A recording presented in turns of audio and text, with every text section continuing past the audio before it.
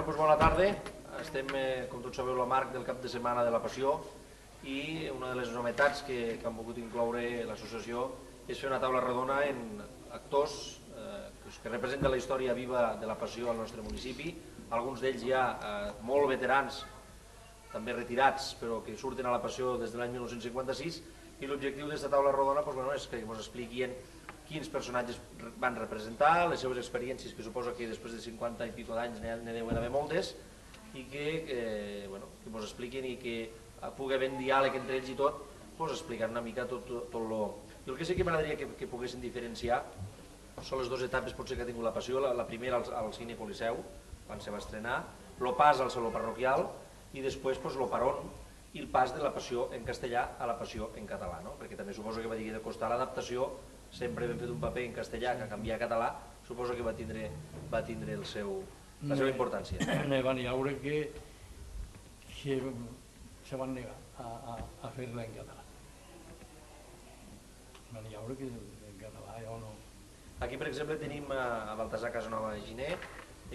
Jo, quan vaig entrar a formar part de la Passió, ja era cronista, però abans havia fet diversos papers.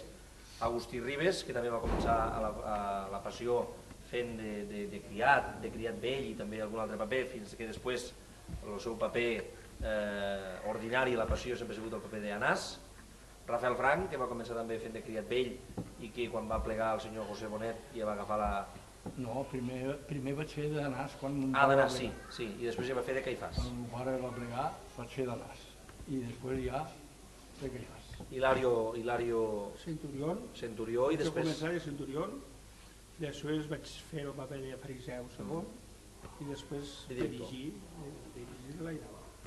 I don Felipe, que també ha fet de Sant Pere i de molts altres papers. Vaig començar de Barú i Apòstol i després l'època de Sant Pere, que enguany també està al canvi generacional.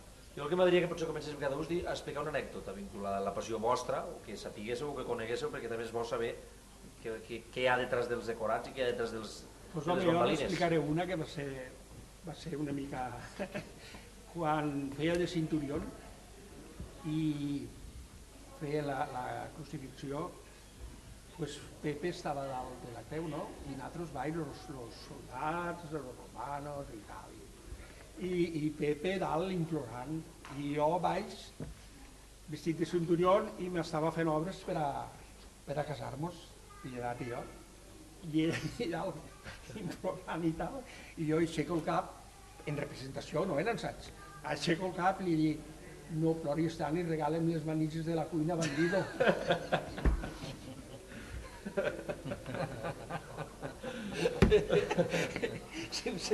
Que ningú de baix me sente, no? Ho vas dir dient la boca. Claro, jo dic: no ploris tant i regala'm les manises de la cuina, bandido. I ell, exclamant-se, va tindre que riure-se'n. Sí, sempre hi havia alguna cosa. Clar, no podia ser tot en plan sèrio, tampoc. Bueno, clar. I el de riure així també, va haver un temps que el cartell de la Passió estava una mica una imitació de la Pietat i les fotos les vaig fer des d'aquí i surt la filla de Pepe, Lourdes, que feia de Déu, i la foto representa que està plorant, se'n ria. No podíem aconseguir que es posés seria per a tirar la foto i va sortir una foto que realment ella se'n ria, però el gest de la cara pareixia que estigués plorant. I la foto aquella ha anat uns anys com a cartell de la Passió. Sí. Quines anècdotes, Joan? Una de les primeres vegades, recordo quan se feia la Samaritana, que arriba Jesús i se senta al pou, era dels primers quadres, que el bigot lo tenia mal apagat i no li caia. I bufant, però igual representant i dissimulant de la millor manera, però per no... Mira, no vam esclafir riure, però ne vam sortir com vam poder i després ja se'l va acabar.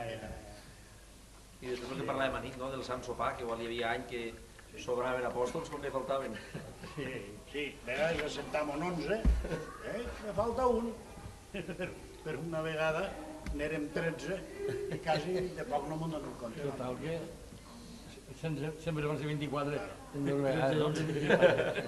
Però totes les anècdotes anècdotes, detrás si passen moltes. després valores la importància que té i ha tingut el que tot este munt de gent puguem arribar a muntar la passió en la quantitat de quadros que hi ha i l'envergadura